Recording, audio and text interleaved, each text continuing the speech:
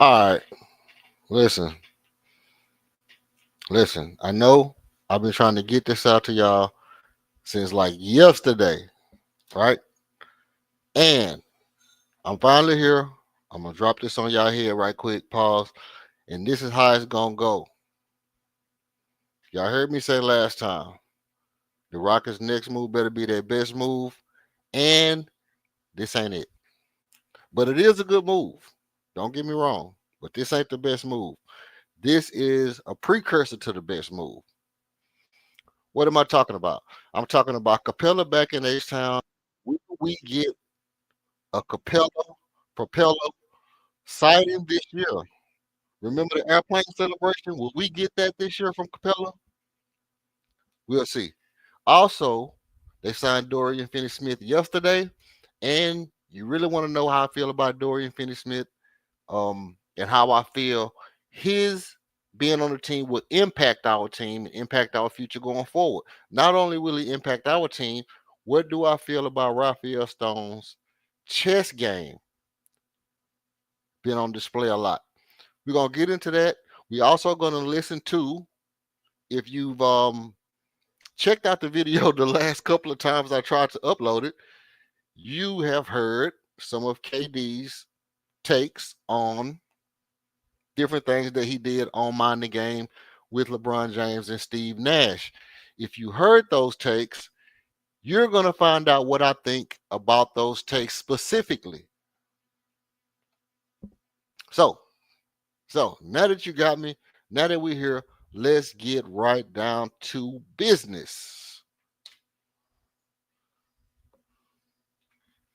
Okay.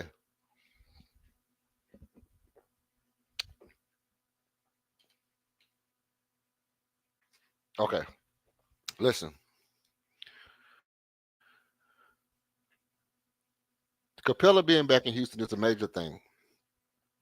Not because we feel like Capella is going to be what we thought Capella would be for us the past 3 years or 2 years that we wanted him, where people was always coming up saying, maybe we go get Capella. Maybe we go get Capella. Then we got Steven Adams, and even while Steven Adams was on the team, it was still people saying, maybe we go get Capella. Maybe we go get Capella. Now we have Capella. What does it mean for the team? It means we have depth.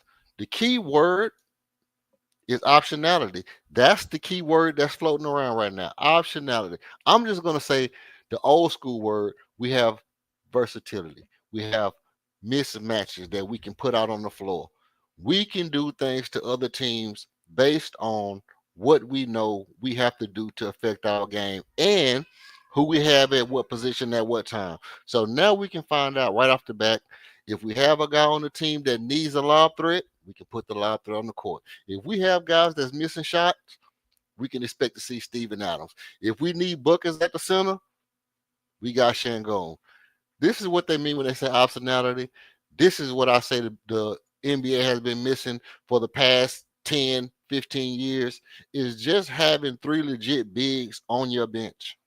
You just have to do it. It's just the best way to play basketball, bro. Also, to have a 6'10 big on your bench. So you have Jabbar Smith Jr., who might be coming off the bench for a Dorian Finney-Smith. But right now, what I want to do is I want to get into some of the video of Clint Capella.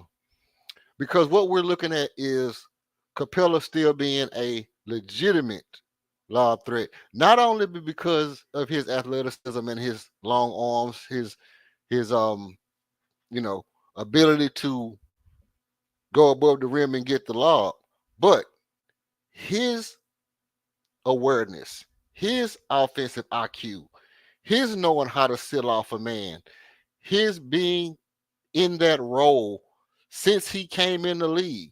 This is something that he's perfected over the years. The slow roll, the show screen, not even the full screen, sliding back into that spot to just make a little space to get a full run at the rim. That's professionalism. Look, slide in right up under the rim. So Capella has not only been an athletic big, he's a very smart big man. He's a very smart big man. He has a lot of offensive awareness. Look how he's reading the point guard. Has his eye on the point guard, has his eye on the defense. Look, watching the back of the defense, he knows when that guy goes over to cover the screen, that means he is free for the lob. Look, watch his head turn. Boom. And there he goes. This is high IQ basketball, bro. Look at that.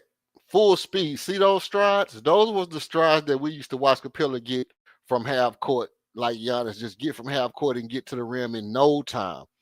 You know? And he was expecting a lob right there, but it didn't matter because he still got the dunk. Watch his head turn right here. When he sets the screen, head turn, and he's gone. Bang. Right? This is all day. This is all day. Clint Capella is a very aware big man. Very smart player. And by no stretch of the imagination does he get the credit for his offensive awareness that the elite players get. But when you're talking about a big man that does this at this level, we're not even going to talk about how many times we've seen Capella, break up that play on defense. But how intentional he was at getting back and getting to the front of the rim when he realized that man was so far out of defensive position. It took him no time. Look at him orchestrating it. This is offensive awareness. This is what I'm talking about. You go over there because I'm going to get this switch and this guy's not going to be able to get back. This is what I'm telling you about Clint Capella. He's not just doing this based off athleticism. He's doing this based off of IQ. This is IQ basketball. This is high IQ basketball. So I would like to see Clint Capella bring back the airplane celebration back to Houston. It's something that I'm very, very anxious to see. I'm very, very anxious to see Clint Capella bring back. I don't know if his knees can do it at this age because, it's not like young Capella where he had the swag. He was swag Capella, but this is a little older, more stiff Capella, and I still like his foot speed and his ability to. He got a little swag to him, and his ability to change pace when he's rim running. So the gather, and we know Capella has always had some of the best hands in the league. Capella can catch the ball, just flat out can catch the ball. We don't have to worry about him dropping passes or any of that stuff. And look at him out on Jalen Brunson, making Jalen Brunson give up the ball. That is monumental play from your big to make a top 5 point guard. Just give up the rock, just give it up. We don't even want you dribbling the ball on our center. Right? Because you know that he's taking up that space. He'll sit in that chair and he don't mind reaching for that ball and knocking it loose. And if you try to go past him, you're going to have to go a long ways around. If you go around Capella in Houston, you're going to end up in Sugar Land. That's not what you want to do. You don't want to try to go around Clint Capella because you'll end up in Katy. You'll end up in Galveston. You'll end up in Pearland. You'll end up in Tascasita. That's not what you want. So Capella's going to be able to really anchor the defense when he's on the court, and he's really going. Being switchable has always been a strong point. I didn't like, obviously he wasn't the most switchable big that we've ever seen, but he doesn't mind getting out there and mixing it up on the perimeter. And in my mind, I can just hear my boy Jackson Gallen over on Locked On Rockets smacking that lob threat button. That who was that for? Did we get that for Bruno Fernando? Was that the Bruno Fernando button? The official Bruno Fernando button? Well, Bruno Fernando, Clint Capella. What's the difference? I'll show you the difference. Bruno Fernando was never that smart. Not a knock on Bruno Fernando, but he was never this smart of a player. Look at that angle. Just look at that angle. Look how he ran down and then went right in the center, right in front of the rim. This is just smart basketball from a big man. Slides over to the dunker. 1, 2, 3. Boop. The angles he puts his body in, the way he seals his man in the dunker. 1, 2, 3. Boop. And it's like clockwork. This is like clockwork, bro. If 2K was just, trying to get a big man and, just fundamental type stuff that a big man should do, watch this. I mean, you could almost teach this to high school students the way he plays the game. And he doesn't get credit for how fundamentally sound he is on the things that he does well. At the things he does well. Now, we all would have liked to see Clint Capella learn to develop that three. We thought he was going to develop it. He was shooting it for a little while before he left, but he hasn't had to earn his money.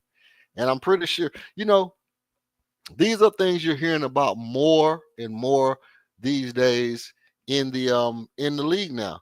That coaches are saying we only want these guys to do X, Y, and Z. You heard Carmelo talking about it. You heard Carmelo talking about how him and CP3 was supposed to split 8 mid-range jumpers a game. And that not even split it, CP3 was supposed to take them. And if Carmelo had to take one, it would be okay. If he had to take 2, it would be okay. But the 8 mid-range jumpers a game that they were supposed to take wasn't supposed to be like 4 and 4. It was 2 guys on the board that Mike D'Antoni said that 2 guys on the team can take mid-range jumpers. That's CP3, Carmelo Anthony, and Carmelo said he was like, "Hey, well that's cool. We'll split them up. You get yours, and I get mine." They were like, "Nah, CP3 gonna take him because he good at them, and if you get some, you get some. But we're not drawing up no Carmelo Anthony mid-range game." Why is that important? Because the average fan, we don't know that this board, we sense that these guys are saying, "Hey, don't take this shot." We sense that these guys are saying, "Hey, LP, you got to take the 3 in order to make the defense honest."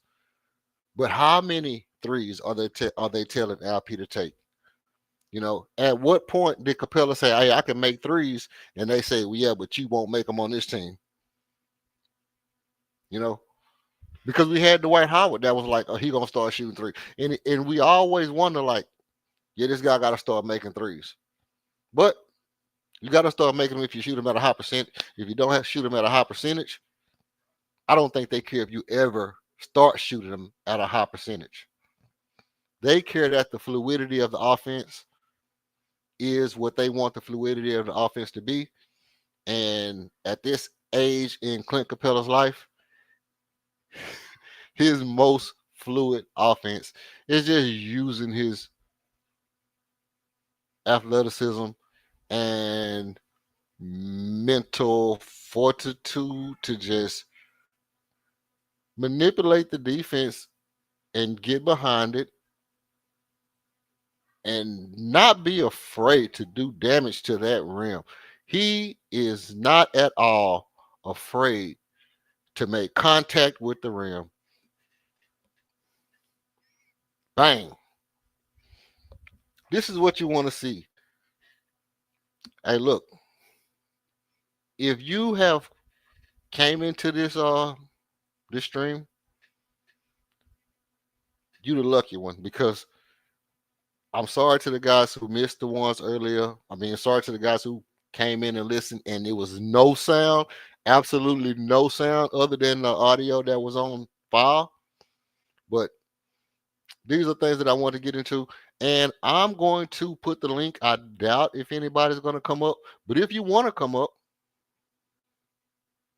hey, I'm dropping a link. I'm definitely dropping the link. You did what I'm saying. And this is for anybody. Anybody who wants to come up can come up.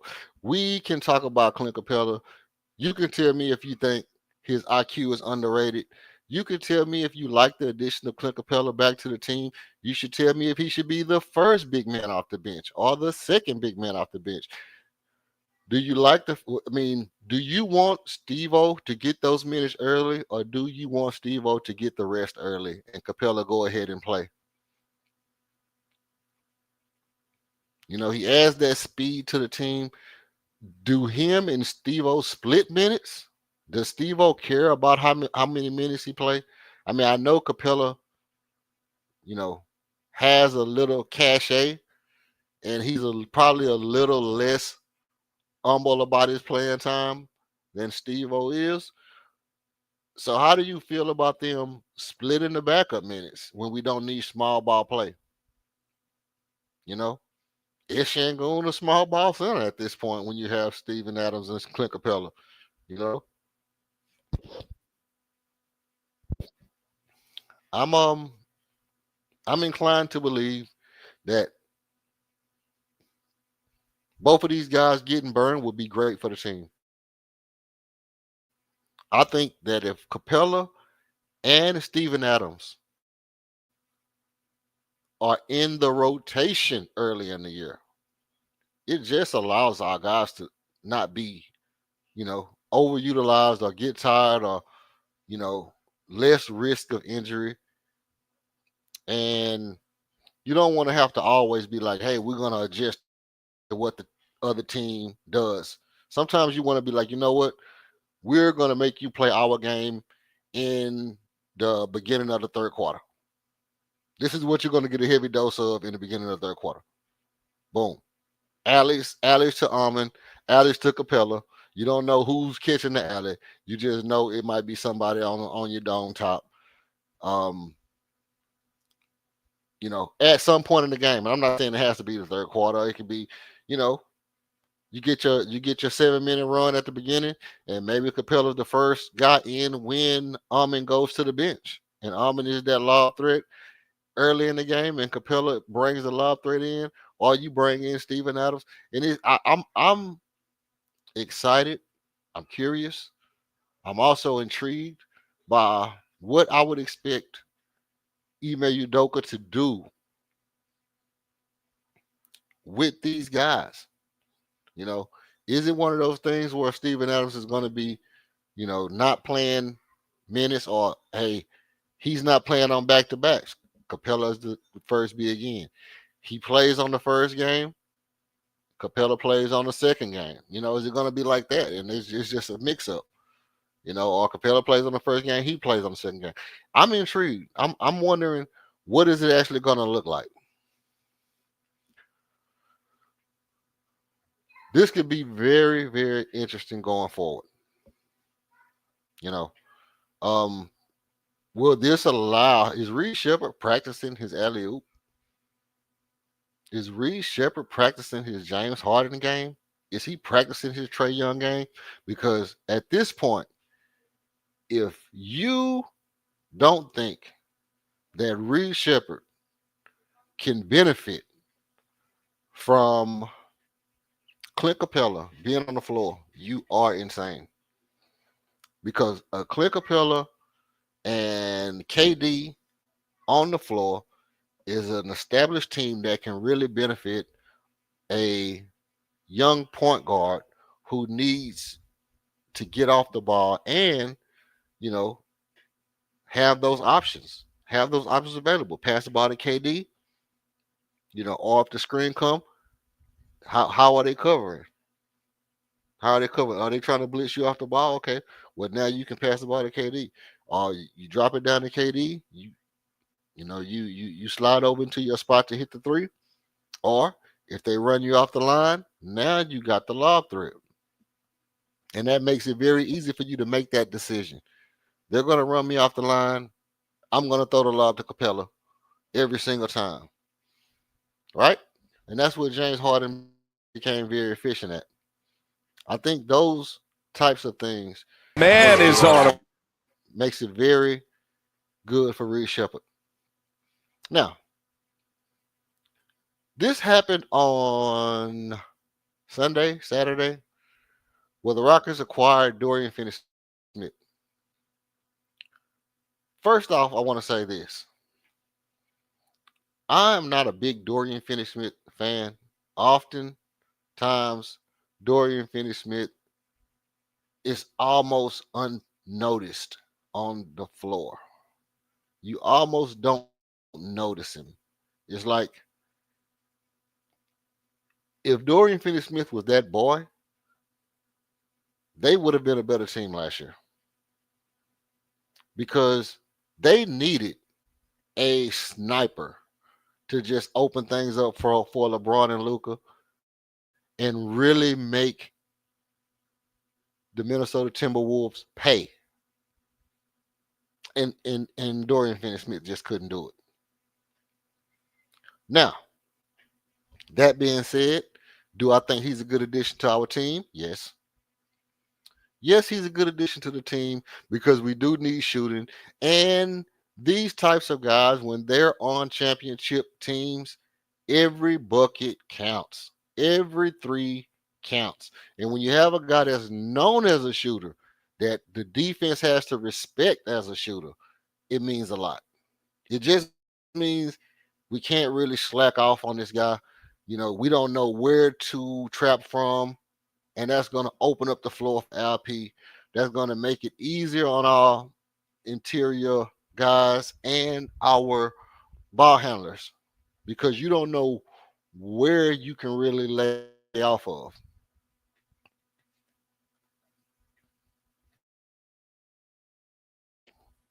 That being said, I think myself personally, the biggest thing this does is it stifles LA. It stifles LA. And I don't know I think I might have just found out that my other video didn't have volume. And that might have been the other video where I said that LeBron could be a Rocket.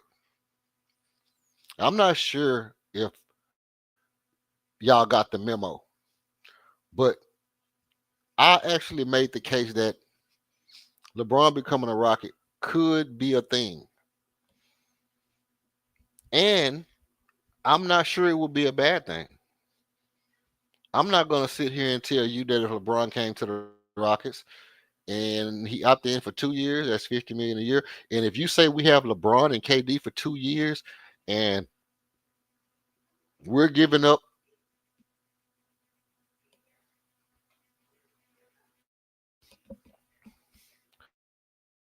and we're giving up um a slew of players of a lot of miles. We're giving up a group of players that will consist of a Fred VanVleet and other guys like that. Let me tell you what would happen. First of all, I had this conversation with Pops, and let me tell you a story. I had this conversation with Pops. It goes like this: Kevin Durant should be our two. And I did mention this in one of my other videos. He goes, well, it don't really matter where he plays at. He gonna be Kevin Durant. Armin gonna be the two. They already got the lineups out. And I'm like, yeah, but they should list him as a two. They should literally list Kevin Durant at the shooting guard. Why is that important? Well, for one, because he's gonna make the All-Star team. And if Kevin Durant makes the All-Star team as a guard, then that means somebody won't make it as a guard. And that somebody could be a Jalen Green, a Devin Booker, somebody like that. De'Aaron Fox or Stephon Castle. It could be anybody. We know Steph making it. We know Ja making it if he plays. And it would be good to have Kevin Durant, Steph and Ja all coming off the West at those guard positions and Luka. So that's four guards if you put KD at the two. Also, it would make KD the first official 6'11" shooting guard that actually played the position shooting guard. And I just think at the point he's at, he should be considered the shooting guard. Because, I mean, is Almond your shooting guard when he can't really shoot? You know what I mean? Is he like a Bonzi Wells type player? Like, I mean, I don't know. I just don't think I can never actually see Almond as a shooting guard until he consistently makes that mid-range jumper. That's just period. That's period. And he did great. Don't get me wrong. In the playoffs and down the stretch of the season, where Almond started to knock down the little mid range, the little fadeaway, the little elevate over your man, the hezzy fadeaway over your man. That was starting to look very good for Almond. And I just think that with Almond at the 3 and KD at the 2, your backcourt makes a little bit more sense to have Fred and KD. I mean, that's just my own take. And Jabbar. So why am I saying all this while I'm showing you these videos? Well, because not only do I think Dorian Finney-Smith coming to the Rockets mean that the Lakers have less of an opportunity to really, to really grow the team. LeBron put out his statement about wanting the team to be orchestrated and to build for the day, to make a run for the championship. And guess what?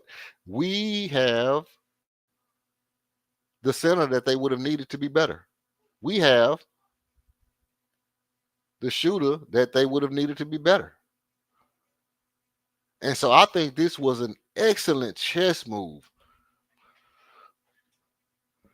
by Raphael Stone in the wakes of Brian Windhorst reporting that once Rich Paul put out his statement, that teams were so unprepared for the fact that LeBron might leave. Mind you, if they'd have listened to my pod, they would have known that this was a possibility. Why did I say it was a possibility? Well, because I recognized some things last year about LeBron and his play down the stretch where he was already frustrated. He was already frustrated at some of the things that was going on. And you kind of can tell when LeBron is, I'm not going to say packing it in because he'll never pack it in. He's that type of adamant professional, consummate professional. But I do think at a point he was letting it be known that he was going to let Luka run. I'm just going to let you run up and down the court. I'm not going to slow the ball down. I know none of that. We're going to have to run, and we're going to have to run if you get tired. We're going to get tired, and we're going to go. And I think him and JJ Redick made a statement. They made a statement that Luka wasn't prepared to win, and they needed Luka to be in shape. And LeBron was very mad. I think that what happened was, somewhere or another, LeBron was upset at Luka for maybe not working out hard enough, or maybe he stayed out late one night and it was one of those things where LeBron was proving a point. Now, this is just me assuming. But I did notice that it was times where it was like very intentional, the amount of physical strain that was being put on the team. I think it was very intentional. The amount of cardiovascular tension that they was having to undergo. That's my own personal opinion. Now, not only do I think that LeBron could become a Rocket, so here's my thing. LeBron said that he want them to try to build for the team. He want them to build for now. He want every opportunity to be an opportunity to win a championship. Even though he said about the ring culture, we know that's not blah blah blah blah blah. Okay, but when you look around the league, Brook Lopez goes to Clippers. DeAndre Ayton is a option, but if you think LeBron is going to put up with DeAndre Ayton, You are insane. Luka can put up with that mess, but I don't think LeBron at all is going to put up with DeAndre Ayton. Not if Chris Paul played with him and Chris Paul is dead set that this guy is, you know, just what the kind of person that Chris Paul would have beef with all season long. So what does that mean? Yes, but what does it mean? It means that, like I said, a KD and LeBron team would be fun. Not that they would be chasing rings because KD came first. And this is perfect for KD to say, hey, I went to a team that I wanted to go to. And LeBron joins KD. As to say, you know what? I'm going to join KD because I don't care about my image so much that I wouldn't take the opportunity to play with a Kevin Durant. You're not going to, you're not going to gas me. You're not going to gaslight me into not playing with a guy that I played with in the Olympics and I know is a great player. Because you can always say, well, LeBron ring chasing. He's ring chasing every year. And ring, let me tell you this. This whole notion that guys don't want good guys on their team is insane. It's insane. Guys have always wanted good guys on their team. It's just the way basketball goes. You might not want the top guy on your team, but once these guys are older and they just want to play with guys who are professionals, they want to play fun basketball. You have a juggernaut of a team already in front of you that you have to compete against. It's not like the Lakers are going to win a championship. The Rockets could possibly compete for a championship, but even if they got LeBron, it would still be a challenge to go through the West, right? And if LeBron and KD played on the same team, let me tell you what would happen. It would be the whole thing of how are they going to mesh? How are they going to gel? You got the personalities. Who's going to get the ball? Who's going to be the point guard? Because obviously we would have to give up Fred VanVleet. And, this and that and the third. Would I rather have LeBron James or Giannis Antetokounmpo on the team? Let me tell you the honest truth. Long term, Giannis. But for the thrill of seeing Kevin Durant on the team with LeBron James and cementing his legacy as the only guy who has played with all the best players of the era, I would like to see LeBron on this team. Give LeBron and KD. LeBron retires in 2 years. KD retires in 3 years or so. Give those guys a run at 2 championships together. Give those guys a run at 2 championships together. And cement KD as one of the best players of all times. Cement LeBron as the GOAT.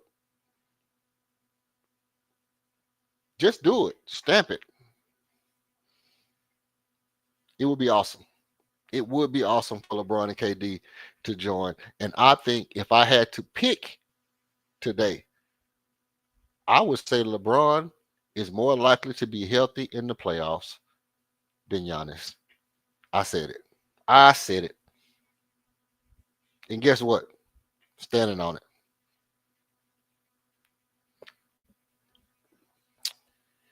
With all that being said, I got to tell you.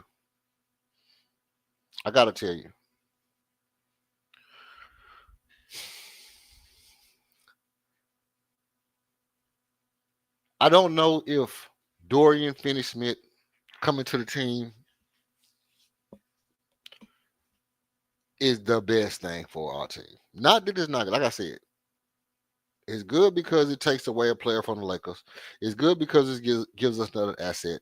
It's good because he can be, he can stretch the floor. It's good because he can play defense. All those things are great. But it just bumps Cam down the line further and further. And I know they say the Rockets are still looking for trade options for Cam Whitmore. And they plan on replacing Cam Whitmore with Cam Matthews. But even getting Cam Matthews and getting Cam Matthews, getting Giannis and even getting Clint Capella and getting Dorian Finney-Smith, it also means that we probably aren't going to see Cam Matthews this year. He's definitely, unless he just, knocks it out of the park in the G League, we're probably not going to see a we're not going to have a Cam Matthews sighting other than summer league and preseason. So we'll see him in preseason. He'll look very good. And throughout the year, we will have conversations that will go like this. It will be like, hey,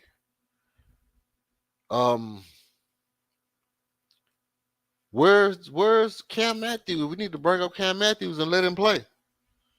And then we'll remember, like, yeah, we still have Jabari on the team. We still have Armin on the team.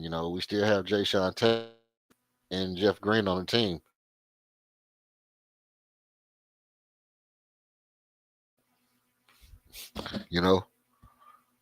We still have Dorian Finney-Smith. We still have Cam Whitmore on the team. Cam Matthews,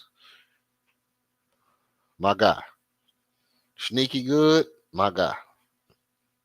Dude is flat out intriguing, to say the least. But we really won't see him. And the addition of Dorian Finney-Smith just makes things a little more complicated for the Rockets fans who wanted to see Cam actually get burned. Just get some burn. I don't think Dorian Finney-Smith is a better shooter than Cam Whitmore. I just don't. He's definitely not a better all-around scorer. Maybe he's a better passer, a little bit smarter, but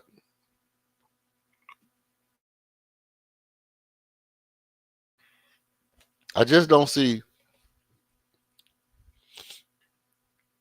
where the addition of Dorian Finney-Smith helps out with the youth movement. But it does say that this is a right now thing. And like I said before, it tells those guys who want to win right now that the Rockets are dead set on winning. We ain't worried about no Cam Whitmore. We ain't worried about no Reed Shepard. We'll let them guys develop if they willing to hang around and try to develop. Mind you, Reed Shepard is high on the priority list. I got that from a source.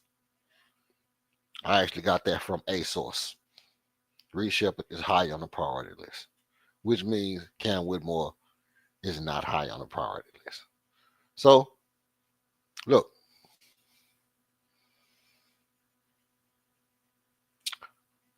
Where does it leave us? So tell me what you think about Dorian Finney-Smith being on the team. Do you think, obviously, if you have Dorian Finney-Smith, you can put him on the floor with a.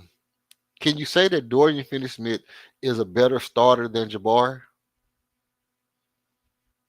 And that's what you're looking at. You're looking at it and you're saying, is Dorian Finney-Smith as is roster as is constructed right now? Is Dorian Finney-Smith a better starter than Jabari Smith Jr.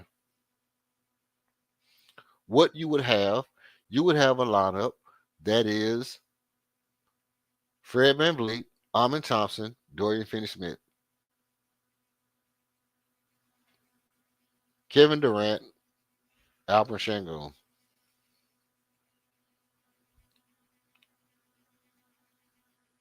Does it blow you away? Do you feel championship-esque about that lineup? Do you feel like Dorian Finney-Smith in your starting lineup? Does that make you feel clutch? Does it make you feel H-Town? Does it make you feel, does it bring back, do you get the nostalgia of the Summit when you Dorian Finney-Smith in your starting lineup? I don't know. So, I mean, don't get me wrong. Get me wrong. When we got Dylan Brooks, I was dead set that was the guy that we needed. When we got Fred VanVleet, I was dead set that was the guy we needed. I have never thought like, you know what? Dorian Finney-Smith is the boy. He's that boy. We need that.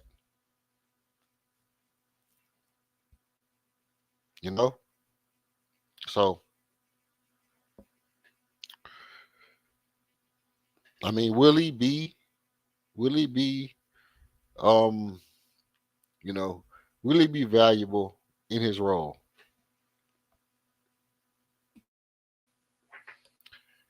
Even if he starts, even if Jabari has to go back to the bench, even if it changes the rotation to where, things don't look as exciting.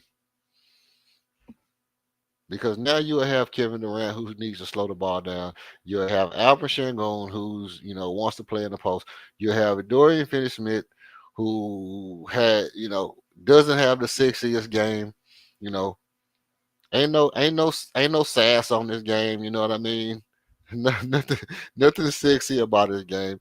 It's just 1-2, catch, pull, straight to the goal. Nothing really sexy about it. No flair for dramatics, bang. And, he's not the junkyard dog. He's not a Mario Ellie. He is nobody that you can say, that if you had to put a X rocket on Dorian Finney-Smith, it would be like old Trevor Ariza. The older version of Trevor Ariza, not the young one, not the athletic boy that we thought was going to give us 25 a game.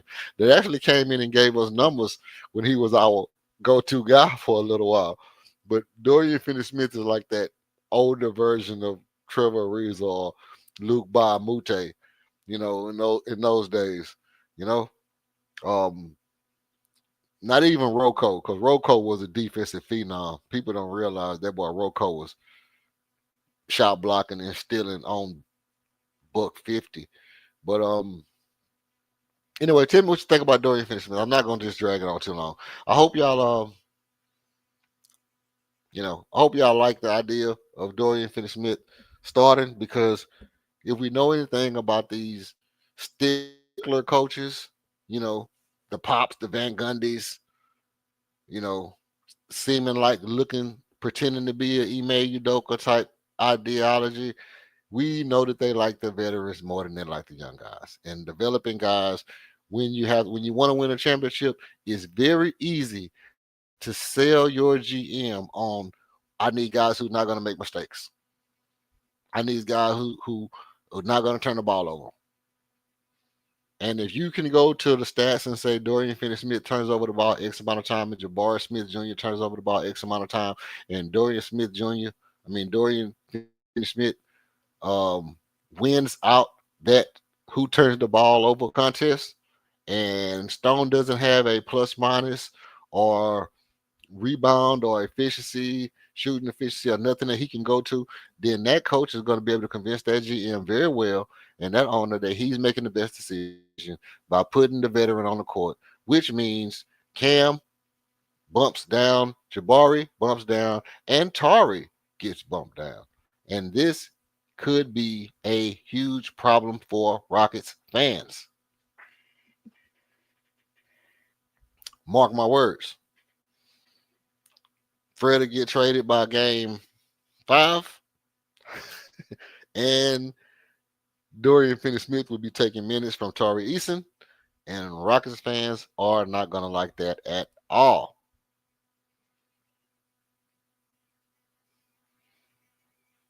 Now, got you where I want you.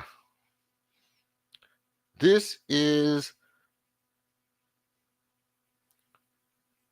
an important part of why I'm going to keep running this Dorian Finney-Smith footage. Because here's a conversation that Kevin Durant had 15. Like, you with need to LeBron shoot more threes. James. No, these dudes around me need to shoot more threes. I need to play my game. Right. You know what I'm saying? Because if I get into this paint, and because y'all gonna collapse on this mid-range and I kick out to one of them, I'm expecting them to shoot the three, not dribble into a mid-range. Like, that don't make no sense. But the best players on the team, you can't turn them into robots. You're exactly right. So we did a whole episode on this. The mid-range has never been more important. It's just it has to come from the right dudes. Mm-hmm. Right? Exactly. Like the court is spaced now by the role players. Exactly. What do you think they're trying to take away? Threes and layups. So the star has to be able to make mid-range shots, or else the team's not going to be able to score in a playoff situation. They have to be able to loosen the defense takes with there. So I think the analytics community would agree with that too. Yeah, they would. It's really just we don't want players X, Y, and Z taking a bunch of mid-range. Because the mid-range, I believe, is if you can't find a good shot, we should look for the good shots early, the threes. Mm-hmm. Attack the paint. Attack the paint, try to get layups, try to get threes. But when it's 5 to 6 seconds on the clock, get a ball to the best player. And if he shoot a mid-range at that point, then he shoot a mid-range. But we're not going to waste the clock trying to look for a 3, 2 seconds on the clock, and we giving it to no Why are you pointing at me? Dorian Finney-Smith with 2 seconds on the clock to make a 3. That's not what we or Royce O'Neal. Yeah. That's not. I mean, they can hit it for sure, but that's not sustainable offense for us going forward. So another thing, what you're also saying is like you pass up a good mid-range shot to get a worse shot. Exactly. Right? So there's a balance there. Exactly. So I want to touch on the topic because you've been in a lot of different situations. Like you come into the league, like you said, we was in Seattle early on, and then with your early days, you said I was just shooting a bunch of catch and shoot threes. Yeah. That was my game. That's what I was comfortable with. The league was a little bit more physical. A lot of twos. Yeah, probably a lot of twos, running floppy action, things of that nature. And obviously, you grew into your own, in OKC days. You started, this is how I'm gonna make my mark. MVP of the league, doing your things. How was the transition though when you went to Golden State to now playing in their, split game action, let's get the ball moving. You still having the freedom to do what the hell you do, but how much of a, adjustment was it for you? It was pretty easy because up until, let's say James got traded, so 2013 to 2016, I feel like those were the only years I was. Okay. Did Kevin Durant take a shot at Dorian Finney-Smith? No, he didn't. He was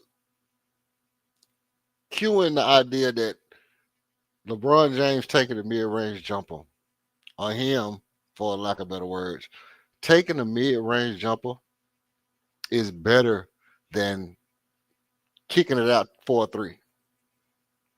I mean, period. Unless it's a wide open bucket and that guy is just wide open, so be it. But his point was not a dig at Dorian Finney-Smith at all, in my mind. He just happened to catch a stray. Because it's saying exactly what we all know, that when the shot clock runs down, these coaches, a lot of these guys would say, kick it out for a 3. If they collapse on you, kick it out for a 3. And he's saying, if I'm the best player on the team, I don't think my coach should tell me to do something so asinine. I don't think my coach should tell me to do something so absurd. I mean, that's what it boils down to.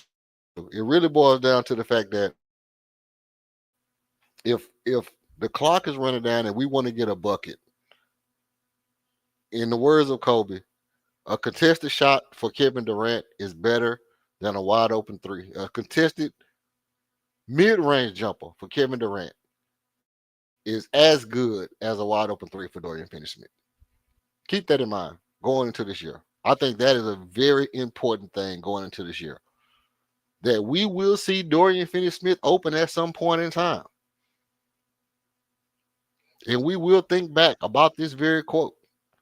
That if Dorian Finney-Smith is slightly open and the guy might run at him, and the guy's not all the way in the paint trying to contest Kevin Durant, and it matters like that, three, with the clock running down, probably would not have happened if Kevin Durant was on the court in position to shoot a mid-range jumper, because in his mind and in my mind, Kevin Durant shooting that mid-range jumper is a better shot than Dorian Finney-Smith shooting the three-pointer with 5, 4, 3, 2, 1 on the clock, and I would even extend that out to 7 seconds on the clock.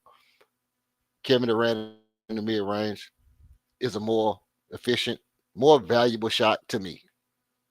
And it keeps the defense honest, and it'll get Dorian Finney-Smith a better look later.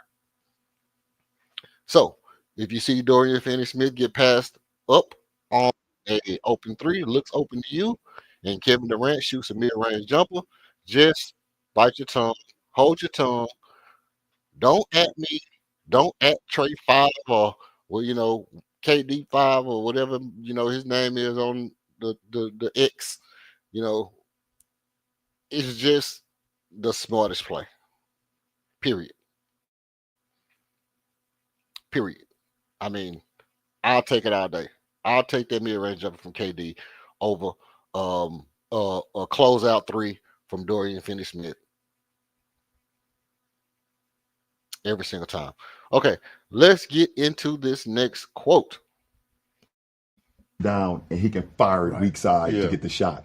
It's not many guys in our league that can make that. So I think as far as the creativity in that range has gotten better. But defense is always boiled down to just like fucking talking. Yeah. Right. But you can make up a lot of shit by just talking through it too. I would almost flip it. It's not the defense. Maybe defensive involved, not involved. Offenses have challenged them more. Yeah, just challenged them more. Challenged them more these days. Definitely. New solutions, playing fast. Yeah. Shooting the ball from farther out. Like, you watch clips from 15, 20 years ago, like almost everybody's inside the three-point line. Everybody. Yeah. You know what I mean? 15, 20 years ago, shit, I was in the league. I thought you was about to say some shit about the 90s. Only one of us was in the I'm league. down with the 90s. That team, that 90s bled into the early 2000s. It did. That was the same type of ball. It did. It's probably one three-point shooter on every team. Bro, Two by three-point the way, shooters. if that. Like if that. That's why Sacramento was so damn good. They had a lot early on. ahead of their time. Yeah, they were ahead of their time. I mean, Bibb was shooting at three. Stoyaka was shooting at three. Bobby Jackson come off the bench shooting at three. Vlade from time to time would pop. Brad Miller would pop. C. Webb used to pop a little bit. That's what made them so damn dynamic because they were so far ahead of their time. And then they showed up. Yeah. And when they showed up, it's changed the game. Well, Nelly too and Dallas, y'all played that way. Y'all play fast. He liked to play fast, but he also liked to play 2 or 3 minutes off the elbow. Because in the elbow, the weak side is in a bind, right? And that's why we play delay now. The ball's a lot of 5-out stuff. Yeah. But on the elbow, if you're the weak side, he can still hit your guy. Yeah, He always knew that shorten put the pass. pressure on you. So if you want to come, that's a one pass. Wherever it's on the wing, it's got to be a swing, or a skip. So I think he used to like try to distort the defense like that. But even those Suns teams, like we think about them now, played so fast and shot a bunch of threes. Yeah, Not true. Not true. We talked about it, I can't remember what year we beat the Spurs in San Antonio to tie the series 2-2. I think it might have been the game Robert Horry body checked me the thing. I think if it was that game, we made 5 threes.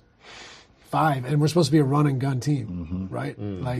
We should have shot 35 threes, right? 40 threes. So we look back with tinted glasses, right? It's a slow evolution. Now I feel like things are starting to change quickly. It's like the tech industry almost. There's so much information now. Yeah, and it's all personnel too. But just like the tech industry, some people try it and they can't even get to that. They can't get to that capacity. They don't have the resources. You got to have the personnel in our league too. As much as it's a copycat league, and as much as we talk about 3-point shooting and whatever the case may be, Like, if you're a team shooting 28% from the 3-point line throughout the season, that don't mean take more threes. Yeah, straight up. Like, what are we doing? I mean, but that's the solution. I get that's it. what they tell.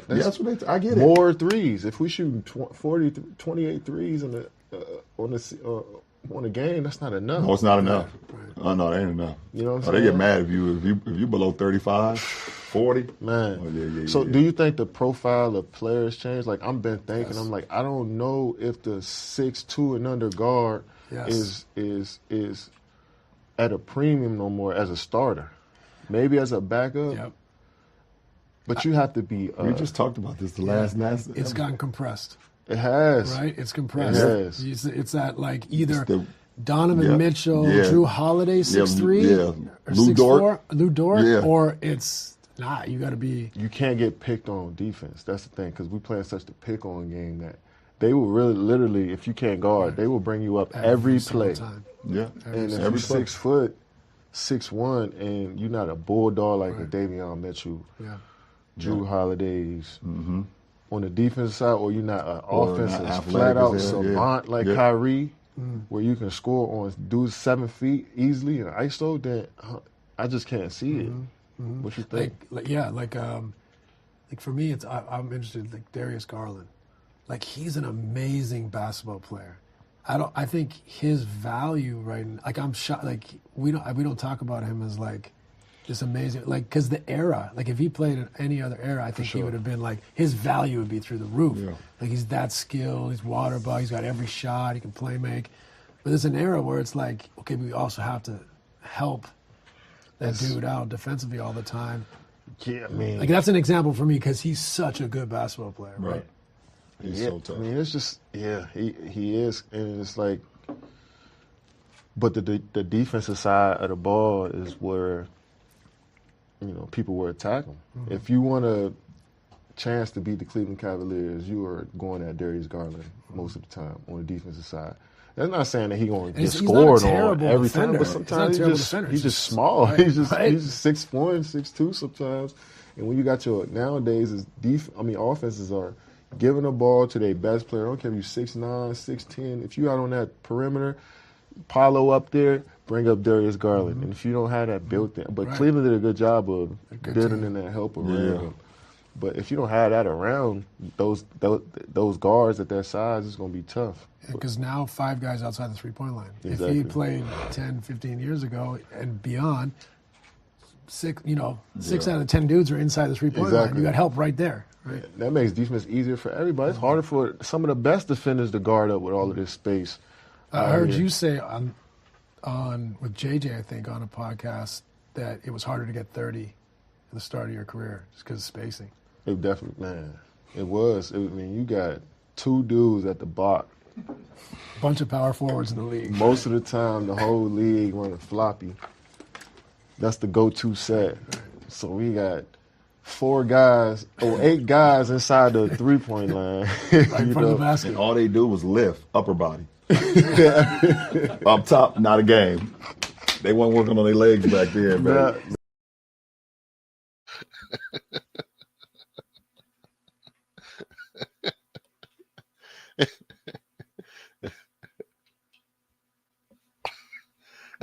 He say up top, not a game.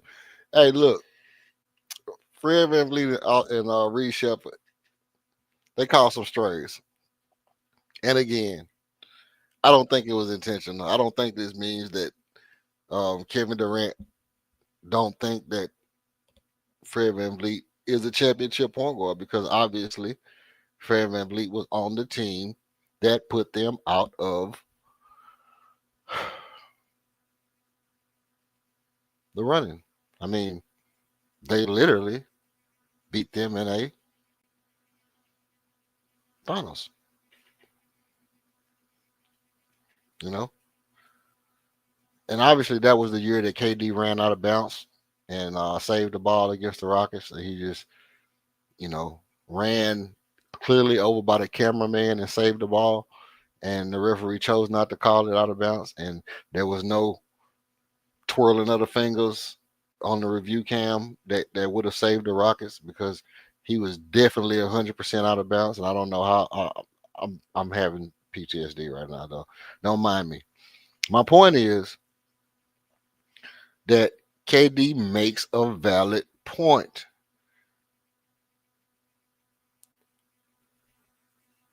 Obviously, I'm the kind of person that when I hear you say, 6'1", 6'2" and under are guards that's gonna have a hard time winning, my mind just goes to cheese and rice. We got two of them that we want to start. We got one that we're going to start, and we got one that we want to start.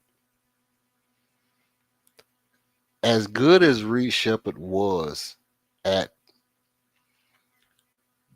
being tenacious on defense, he was literally Jack Black. He was literally Tenacious D. It still didn't help him because he was getting cooked. Yeah, he can recover. Yeah, he can anticipate where the offense is going. Yeah, he can get back and dig at the ball. Yeah, he can hack you a little bit and get away with it with the white boy foul and never going to call it. But he still, don't have long enough arms to really just be effective. And he has to make up for it on the offensive end if Reed Shepherd wants to continue to stay and grow and thrive in the NBA. He has to make up for it on the offensive end. It's just that simple. The one thing Kevin Durant said that clears up whether or not he feels like Fred VanVleet at his height can be a winning point guard is, unless you're a Bulldog. And he named the guys that he thought was Bulldogs. He didn't name Fred VanVleet, and I don't think that was intentional. Maybe it was edited out. Maybe that was, LeBron's production team doing a little magic to, throw a little monkey wrench in the plan. Seeing as though how that episode came out today, well after Kevin Durant signing, and I'm pretty sure it was, may have been recorded long before today. Maybe a couple of days ago, maybe. Because obviously he pointed to Dorian Finney-Smith, and he was talking to LeBron about Dorian Finney-Smith shooting a three, and I don't think he knew that. Well, obviously he didn't know that Dorian Finney-Smith was a Rocket, so it leads me to believe that this was before the Dorian Finney-Smith signing. So it leads me to believe that this was at least Saturday or Friday when they recorded this episode. So the fact that he mentioned Dorian Finney-Smith and guards 6'2" and under in that conversation is it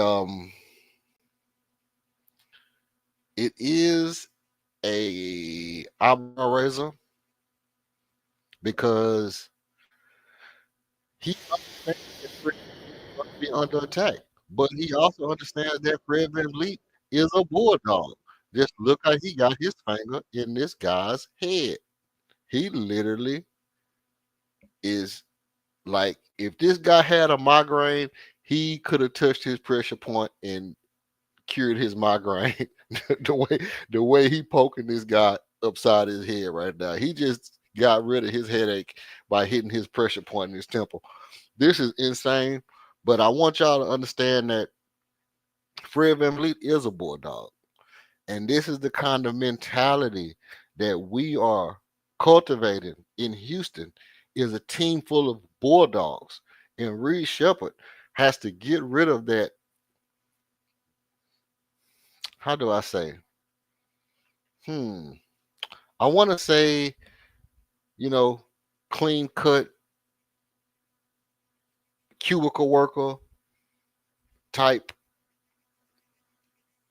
persona, and kind of, mark himself as part of this culture He got to get in there and mix it up a little bit. He got to get in there and let people know that he's a bulldog, and know that your team is going to have your back. Now, I'm not saying get out there and start fighting, but shoot some elbows, bump some guys, foul some guys, hard foul, take some charges, be gritty, be a Rocket, be the Rockets the way we play now. That's how Reed Shepard is going to be able to carve himself out some playing time. At this point, Kevin Durant is like you say. People say he's not a leader, but I'm the kind of person as a leader that if I say something to Joe Blow on the street and you hear me say it, you have to take it at face value, because I might not have to say the same thing to you if you're listening to my words and taking them at face value. So if KD tells LeBron and Steve Nash that if you're under 6'2", you have to be a bulldog. And if I'm Reed Shepard and I'm looking around and I'm in my feelings, I'm like, damn, he just said I can't win if I'm not a bulldog. Well, I could look at Fred VanVleet and say, well, Fred VanVleet is a starting point guard. But you can look at Fred VanVleet and know that he's a bulldog. So what does that mean, Reed Shepard? You, my friend, have to be a bulldog. You, my friend, have got to be a bulldog. You got to get stronger. You got to get faster. You got to try to dunk the ball when you get a chance. You got to play with intensity. You got to play with ferociousness. You got to get out there and act like you can do some things that will shock the defense. It's just that simple. Steve Nash mentioned the body check. The Robert Ory rendition of Ray Lewis on Ocho Cinco. That's what it looked like. It looked like Ray Lewis hitting Ocho Cinco when he came across the middle. Steve Nash hopped right up and continued to play. And I'm not sure if that was the one where Steve Nash broke his nose and his eye was all blue and black or whatever. I'm not sure if that was the exact same play, but Steve Nash was a fierce competitor at his height. I think his height was 6'3", but he was a fierce competitor at his height.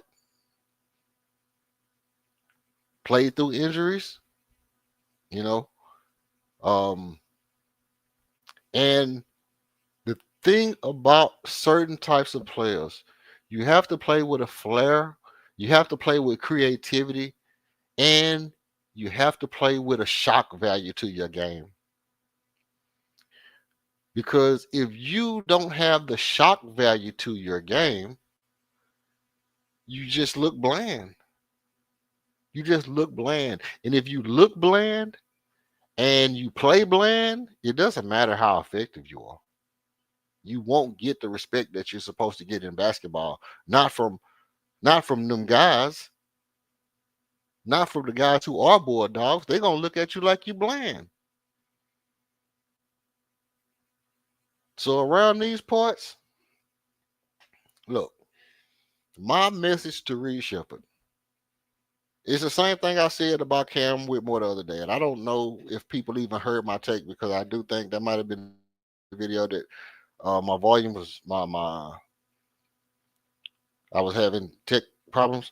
But my statement to Cam Whitmore was this: if you don't think Kevin Durant is a leader, stay at home.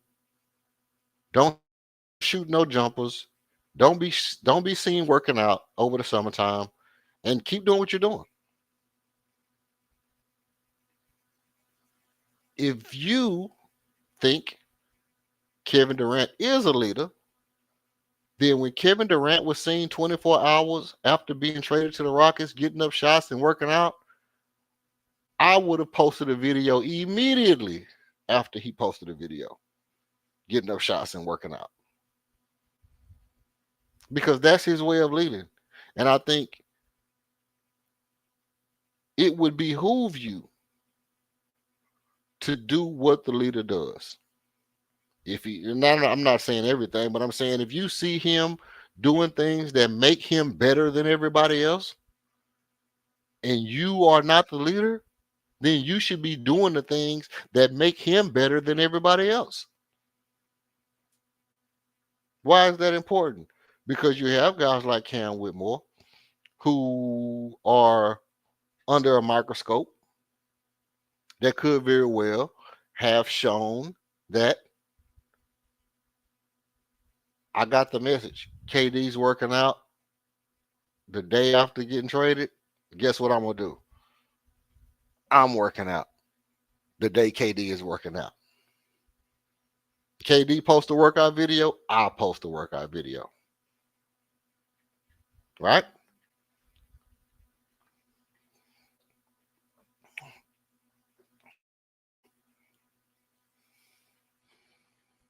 That's how you do it.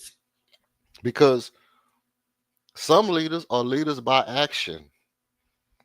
And I would be remiss if I didn't say that I think that KD posting that video was his form of leadership. I'm not saying he posted the video, but I'm saying the fact that he was on video working out, that's his way of showing the guys, this is the kind of player I am. This is what I do. You can follow my lead. You can trust in me because I'm shooting these jumpers. I'm having a real live workout. And then you see LeBron getting his workout in. And the two guys you see getting their workout in are guys who are at the very top of the pecking order. So whether you feel like LeBron is the best leader and KD is the worst leader, you could take it at face value and say, if KD was working out, that's him being a leader, and I'm going to follow his lead. Why is that important? Because even if Cam Whitmore gets traded, it doesn't mean Reed Shepherd can't follow that same lead. It doesn't mean Reed Shepherd can't follow the lead of a KD and say, hey, if KD's working out, I need to be working out.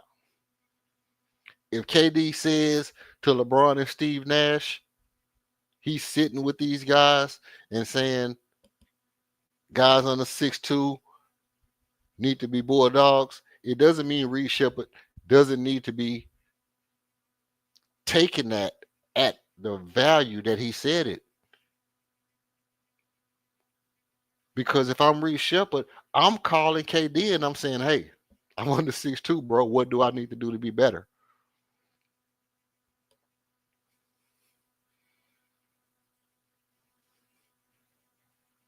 Hey, bro. Hey, look. Hey, I heard what you said on Mind the Game. I'm right at 6'2", bro. I'm about 6'2" and a quarter. So I might not need to ask you this, but if I cut my hair, if I cut my hair and I'm 6'2" tomorrow, what can I do to be better?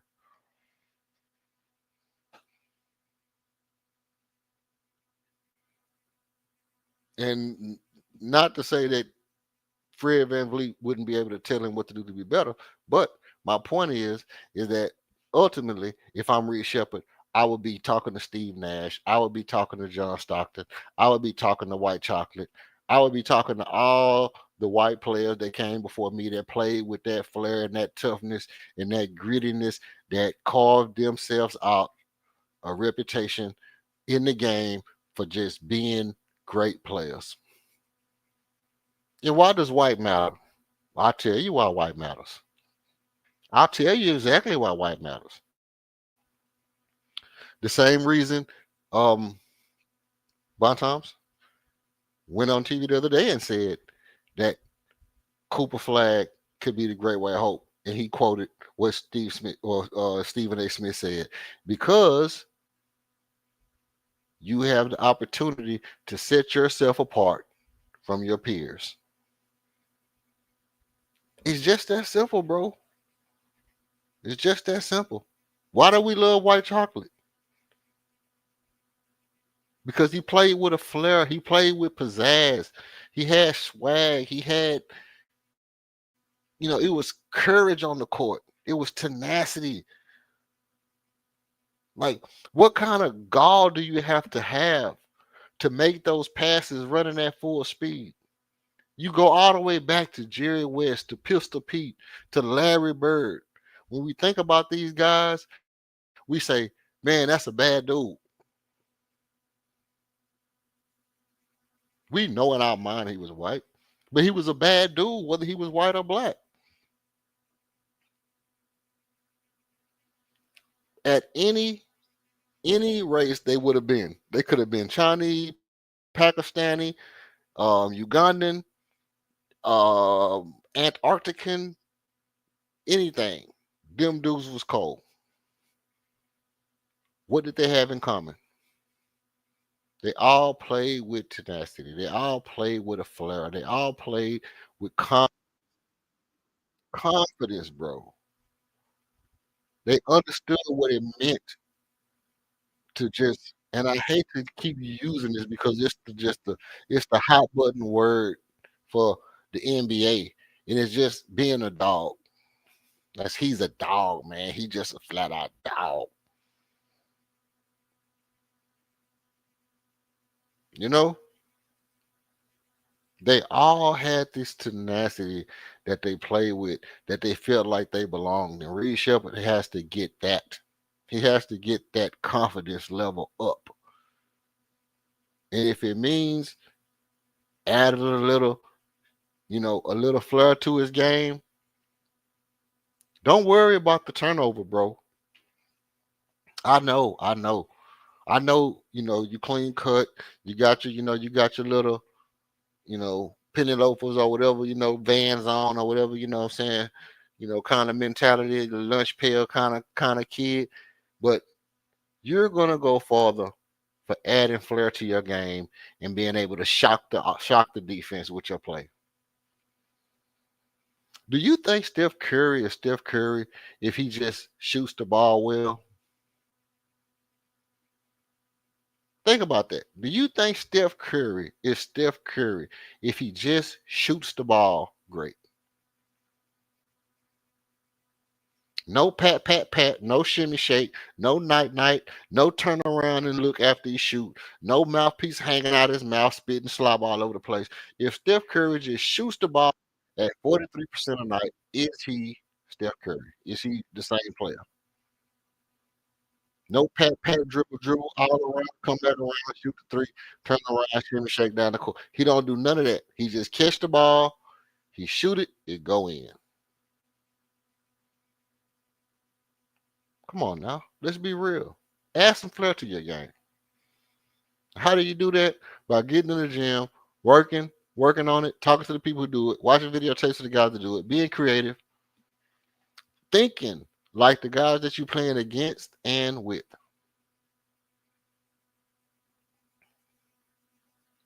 Talk to me quick, but don't talk to me slick. You understand what I'm saying? This is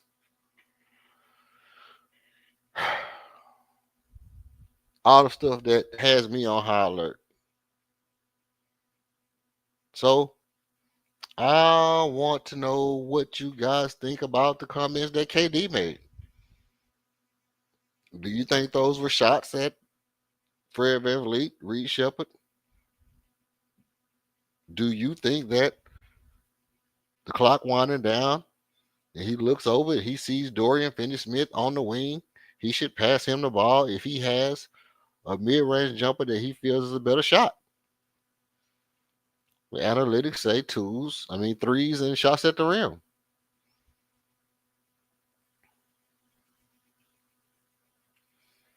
What do you think?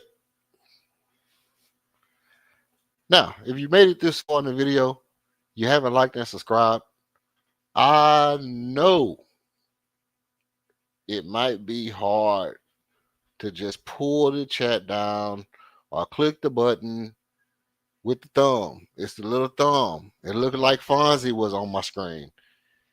Click the Fonzie thumb. That's the like button. Click the subscribe. The videos are going to get better. I've invested I got new equipment coming in early in the morning. My mic is going to get better. And the content is going to get better because we have Summer League coming up. I don't even know if we've made any moves today because I've been so busy trying to get this video out since about 5 o'clock this morning, 4 o'clock this morning. I got up and I did this video the first time. And I realized that the volume wasn't there. I had to take it down. I got up and I did it again. I did like 17 minutes I was rolling and I had to take it. So I've been going at this all day. I finally got you all this video. And the content is only going to get better. Hit the subscribe. Let me tell you what, you do not want to miss the content going forward, especially going into the Summer League, especially going into the year, because there is going to be something that you want to say, and there's going to be something that I say that you want to hear. So, subscribe, like, meet me back here on the next video. As soon as you get wind that we've done anything, don't believe everything you see about the Rockets. If you hear it here or you hear it on one of the main channels, then okay. But if you want to know for a fact what the heart of the Houston Rockets fans feel, it's not going to be the site that says, hey, this is amazing. Because you know that's probably clickbait.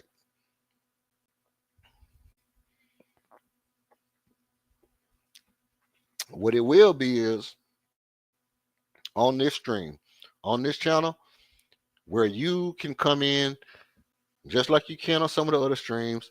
Shout out to Greenleaf. Shout out to the Chop Shop. The boys gave me my first, opportunity to talk this Rockets basketball. Obviously, I've done radio and stuff before. Haven't been on the YouTube platform by myself. And hey, look, we're just getting started. So keep on coming and coming, and how how people be saying all that stuff. I don't got no catchphrase right now.